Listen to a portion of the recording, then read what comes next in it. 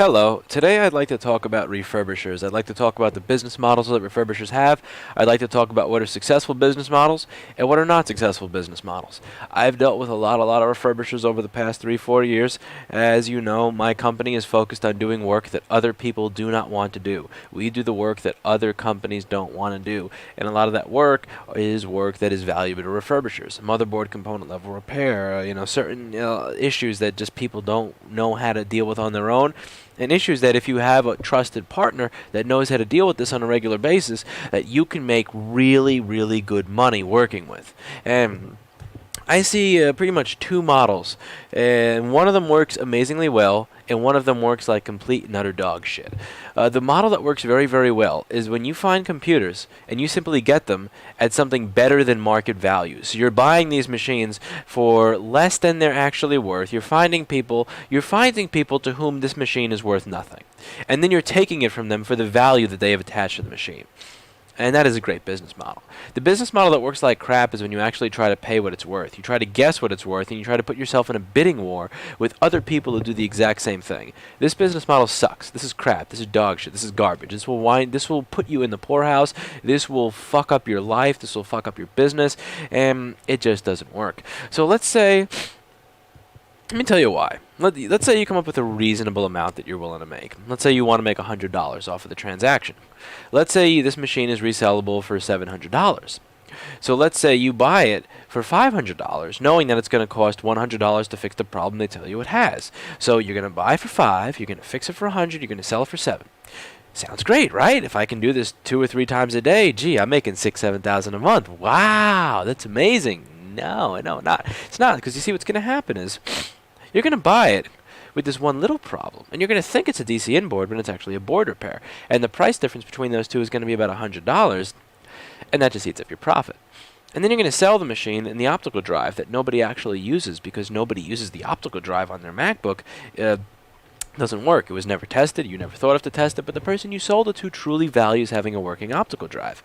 So now, in addition to making no money, now you're going to have to spend $30, $40, $50 in this optical drive. And the thing is, when you buy the machines for what they're worth, you open yourself up to the misery and the trouble of everything that doesn't work down the line. And the thing is, the people that I've worked well with are the people who are getting these things for almost nothing.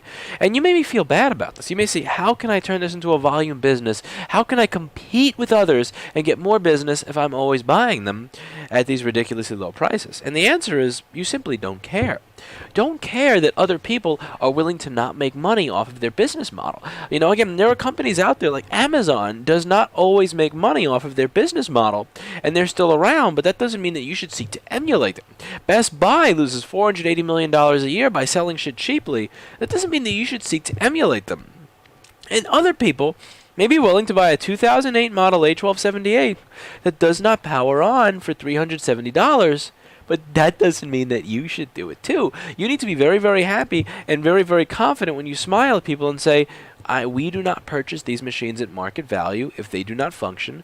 Feel free to look elsewhere. You may find better prices elsewhere. You may find people come to you and offer you more money for the machine than we do, but this is the price that I'm offering.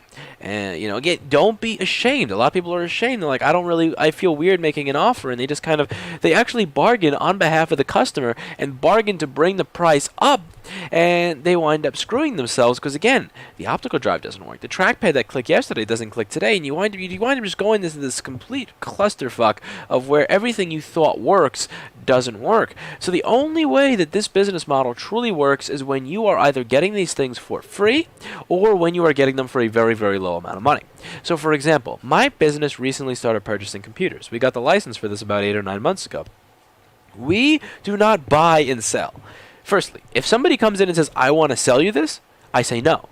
Why do you want to sell it to me? Why do you want to sell it to me? Because you think you're getting market value, in which case I have to sell it for a low profit, which means I get screwed if something doesn't work. Or you know that there's something fucked up with it and that it's working right now, but it ain't going to work a week from now. Whatever it is, or it's stolen. No, I don't buy. I only buy off of people who have left something here to have it fixed. And if we're not able to fix it, or if their parents wind up getting them another one or whatever. So, secondly, I don't buy anything. I will spend $100 on a computer if I know that I have to put 5 minutes into it, like 5 minutes of time to put something in the window that I will sell for a minimum of $600 or $700. Or I will offer you nothing. I will offer to recycle it for you, and I will simply offer to recycle it for free if it is completely unfixable and it's a piece of crap. And if I'm lucky, I put maybe 100 or 200 of parts in it, and I can sell it for 5 to 7. If I'm unlucky, I put $100 of parts into it, I sell it for 5 or 6. It comes back totally fucked, and I have to refund the customer. Whatever. But at the very least, I spent $100 on it, so I can use some parts in that machine in something else, and be happy. And that's the thing. In this business model, refurbishing business model only works if you're making stupid fuck tons amounts of money, because you are dealing with crap that has been pissed on, that has been dropped, that has been beaten. And again, how it's advertised is not how it's going to be. How it is when you first examine it is not how it's going to be next week. Don't focus on competing with other companies just to get more business. Don't make the mistake of doing business to do business. Doing business just to do business means that you buy these candy bars for $1. The guy next door sells it for $1.10. So to compete, you sell it for $1.02, so you're making 2 cents a profit. You're just doing business to do business. You're doing business to get people in the door under the idea that I just want to get my business going now. It feels good to see customers. It feels good to be typing all these people into my QuickBooks. It feels good to have a full cash register. But you know what doesn't feel good? Not being profitable. You know what doesn't feel good? Going bankrupt. You know what doesn't feel good? Not making money. You know what doesn't feel good? Running the 2014 version of Rossmann Supply. I closed Rossmann Supply because as good as it felt to help people, as good as it felt to do business, as good as it felt to see 300 to 1,200 boxes go out the door a day, I looked at the amount of money that I was spending, and then I looked at the amount of money that I was making, and I damn near wanted to cry. I was being honest with myself. And I've made these mistakes. I also made the mistake of doing the refurbishing thing in late 2008 and early 2009. That's how I got into doing this. And I figured out within 2 months, that business model was horse crap. It doesn't work. And not only are you making these little crappy $100 profits, but you're actually spending the money up front. So you're spending upfront capital on the broken shit. You're spending upfront capital fixing the broken shit. And that upfront capital is like this much compared to this much profit. Repairs are great because I spend this much up front to make this much profit. Reselling stuff that I get for almost free is great because I spend this much money, like this much, to make this much money.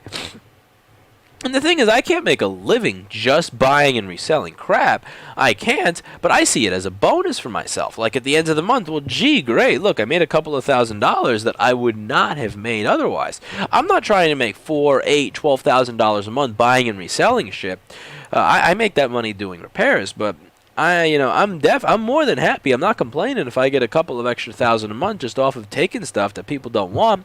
And some of the ways that you can get people to give stuff away, again, you don't have to trick them. You don't have to bamboozle them. You could simply say, instead of paying for data recovery, what do you plan on doing with the machine? And they go, oh, I don't know, I'd probably just put it under my bed or put it in my night table, put it in my nightstand, or I don't know, just give it to my dog. I had this guy, no joke, he said, I'm going to bury it in my backyard. I'm going to take this machine, I'm going to bury it in my backyard. It had a blown backlight fuse, and he didn't want to pay me to replace, blown backlight fuse. Are you fucking kidding me?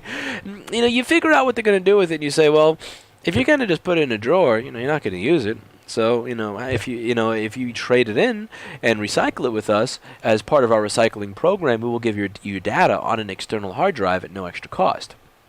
See how that works? Or what my sales guy does, which is even better, he's like, it'll be $100 to recover your data. Like, you leave the computer and I'll take $50 off. So you get paid, pretty much, you get paid to put a hard drive in external enclosure. So firstly, you're getting paid for something that my dad can do at 65 years old.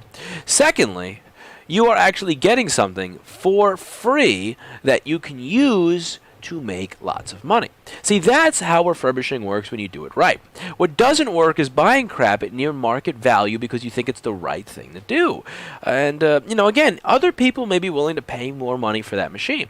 So long as you are upfront with the customer and you say, listen, other people will probably pay more. We don't pay market value. This is what we offer. It's cool. Because, again, a lot of these people, they got parents that are going to buy them a $3,000 Retina. To them, the walk down the block to get an extra $400 for this machine, the walk down the block is not worth $400 to them. Seriously, that is how spoiled my generation is, that literally walking 3 blocks just to see if they can get an extra $400 is not worth it to them. And if it's not worth it to them, then I'll make that $400 worth it to me. Again, like Leonardo DiCaprio says in Wolf on Wall Street, their money spends better on me. And again, I don't even mean it in the insulting manner that he does. I truly don't. But what I'm saying is that if you're upfront and honest with the customer and you say, if you put this on Craigslist, you may get $300 to $500, but I'm not spending more than $100 simply because that's my policy. If you explain it like that, then you're truly doing nothing wrong. And again, their money truly will spend better on you, because if they don't want to spend 10 or 20 minutes of their time to get $400 or $500, I respect that. Again, I'm at a point in my life where I am more than happy to spend $30 in a cab ride home than I am to spend $2 in a subway ride if it's going to save me a half hour and I've had a long day. I'm at that point where that $30 truly spends better on the cab driver than it does on me. And the same way that customer's $200 to $300 spends better on me than it does on them, because they clearly have so much money compared to their time that it doesn't really matter to them.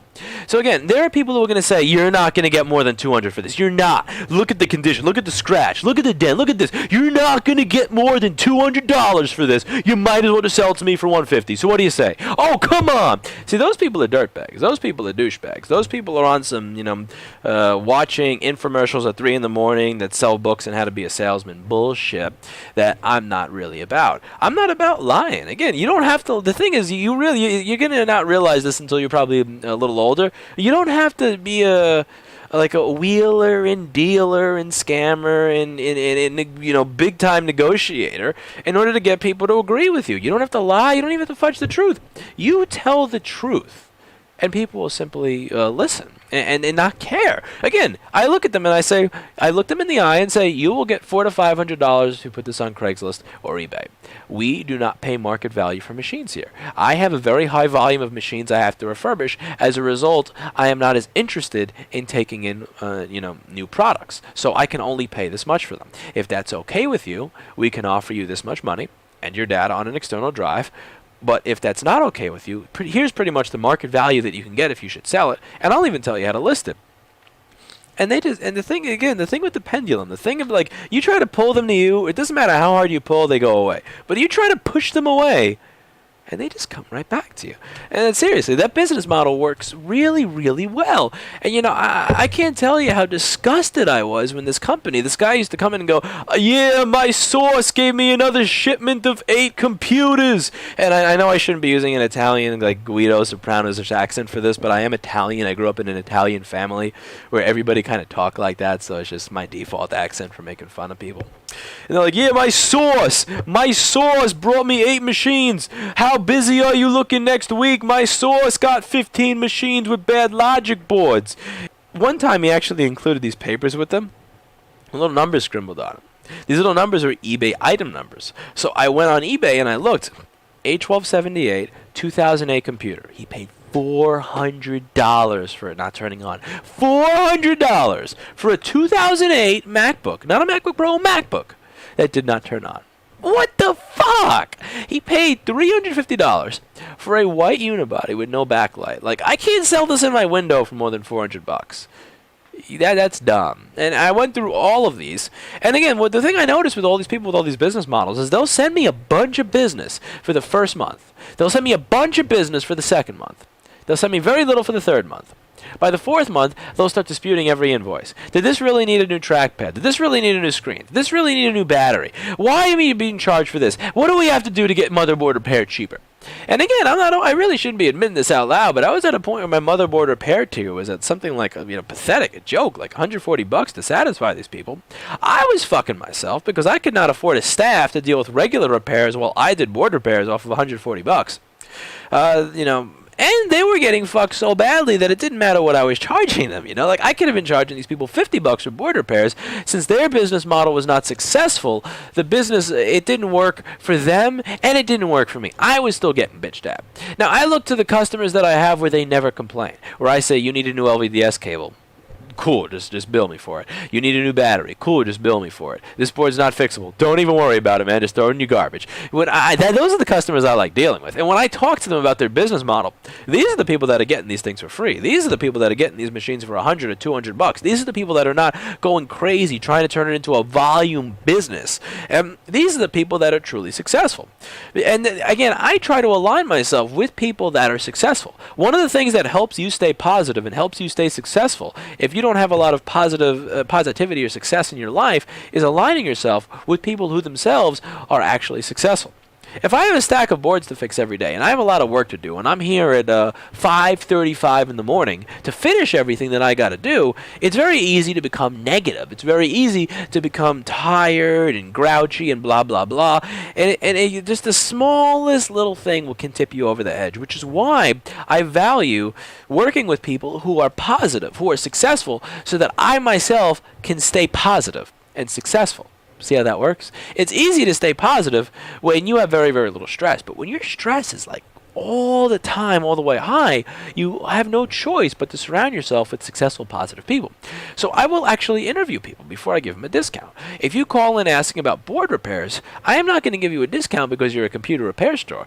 I don't give a shit if you're a grandma that don't speak my language or if you're Best Buy. What I care about is what your business model is, because your business model is going to affect how we do business together, how you bother me, whether or not you bother me. And that's going to affect the price I give you. See, a guy who's just working out of his apartment with no business license or whatever, that's just buying these things for $50 or $100 and sending them to me, I'll give him a better price than I'm going to give a store that's telling them that they're fixing the computer for their customer, that then sends the thing to me, and then calls me every 5 hours when their customer calls to ask for a status update. I don't care. Again, if you could be Best Buy, if that's your method of doing business, I don't want any part of that. If you are buying shit for $500 off of people, I don't want any part of that, because I know how it's going to end. I know you're going to dispute every invoice. I know your business is not going to be successful. I know your model doesn't work, and I don't want to be caught up in your failure. I truly don't. I don't want to be at a point where you send me 30 boards to fix. I fix these 30 boards, and they're sitting in a fucking stack in one of these shelves because you have no money to pay for them because you got fucked over on all the broken computers you bought. And again, I've dealt with dozens upon dozens of refurbishers over the past 4 years. Some of these are really small-time people. Some of these are actually supplying, companies like Best Buy with display assemblies. Some of them are, people working out of their apartment. Some of them are people with fancy websites that are buying 90 machines a day. And let me tell you something. Again, the people who are successful time after time after time are the people who realize that they can be honest about the fact that they're not paying market value for things. And they're the people who are not really so super eager to get that buy, to make that purchase. The people who don't get caught up in the bidding war. The people who get caught up in that bidding war are the people who screw themselves. The people who go like, yeah, I won. Yeah, I bought it. Yeah, I won. And then you realize, wait a second, it's on Amazon.com new for $90, and I just bought a used one and bid on it for $96 and $30 shipping. Those people lose. So in conclusion, look at your business model. Think about whether or not you fit into the first one or the second one. Be honest with yourself about whether or not you're making money at it. Again, it doesn't matter if you enjoy what you do. It doesn't matter if you have these great hopes for the future. If your business model does not work, be honest with yourself so that you can cut it off sooner, so that you don't wind up hemorrhaging money, so that you don't wind up being one of these clients that calls me every single day to ask, did we really need this? Did we really need that? Did you really fix this board? Because I don't really see any flux residue on it, and you usually leave flux residue on the part that you fixed. Can we get a discounted rate if it's just a backlight? Can we get a discounted rate if it's just a Wi-Fi? Can we get a discounted rate if it's just a graphics chip? Just suck it. I don't want to be a part of a business model that's not successful. I will not take on clients if I think they have a business model that's not successful, which is why I'm taking the time in a 17-minute YouTube video at 5:39 in the morning before I take a taxi home to explain to you what works and what doesn't. Because I've tried these models that work, and I've tried these models that don't work. I've tried them with selling parts. I've tried them with repairs. I've tried them with buying and selling refurbished crap. And I can tell you for certain that the first business model works great. The second business model works like shit.